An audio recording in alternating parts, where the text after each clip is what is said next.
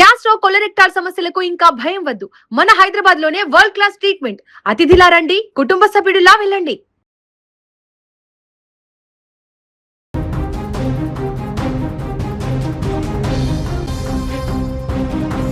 Social media దిగ్గజం meta మరోసారి వివాదాల్లో నిలిచింది. ప్రధాని నరేంద్ర మోదీకి సంబంధించిన ఓ వీడియోను పొరపాటున తమ ప్లాట్ఫామ్స్ నుంచి తొలగించడం, ఆ తరువాత దాన్ని తిరిగి రీస్టోర్ చేయడం, ఈ వ్యవహారంపై కేంద్ర ప్రభుత్వం పార్లమెంటరీ కమిటీ తీవ్ర అభ్యంతరం వ్యక్తం చేయడం, చివరకు మెటా యాజమాన్యం వివరణ ఇవ్వడం, ఇవన్నీ ఇప్పుడు దేశవ్యాప్తంగా చర్చనీయాంశంగా మారాయి.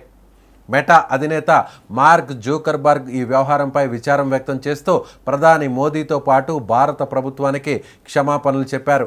అదే సమయంలో child sexual abuse content, deep fake content వంటి అంశాలపై నియంత్రణలో కూడా మరింత కట్టుదిట్టమైన చర్యలు తీసుకుంటామని స్వయంగా జూకర్బర్గ్ హామీ ఇచ్చినట్లు మెటా ప్రతినిధులు తెలిపారు.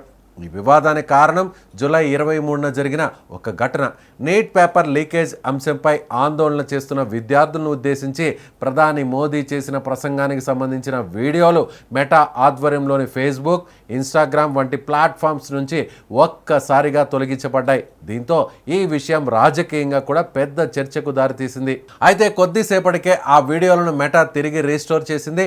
అయినప్పటికీ అసలు వీడియోలు ఎందుకు తొలగించబడ్డాయి?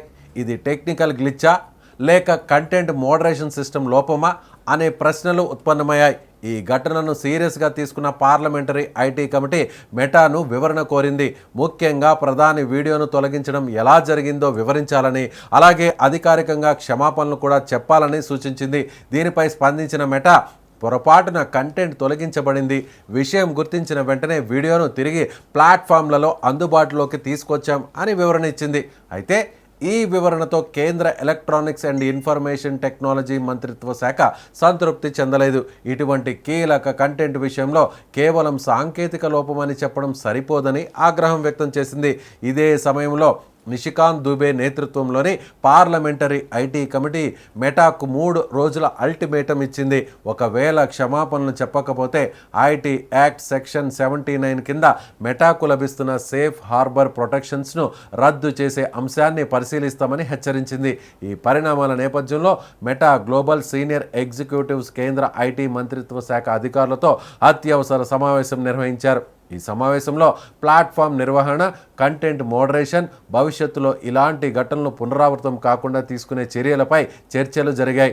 అనంతరం ప్లాట్ఫామ్ నిర్వహణలో జరిగిన లోపాలను అంగీకరిస్తూ మార్క్ జూకర్బర్గ్ విచారం వ్యక్తం చేస్తూ ప్రధాని మోదీతో పాటు భారత ప్రభుత్వానికి బేషరతుగా క్షమాపణలు తెలిపారు. ఇదే అంశం ఇప్పుడు ప్రపంచవ్యాప్తంగా తీవ్ర చర్చనీయాంశంగా మారుతోంది.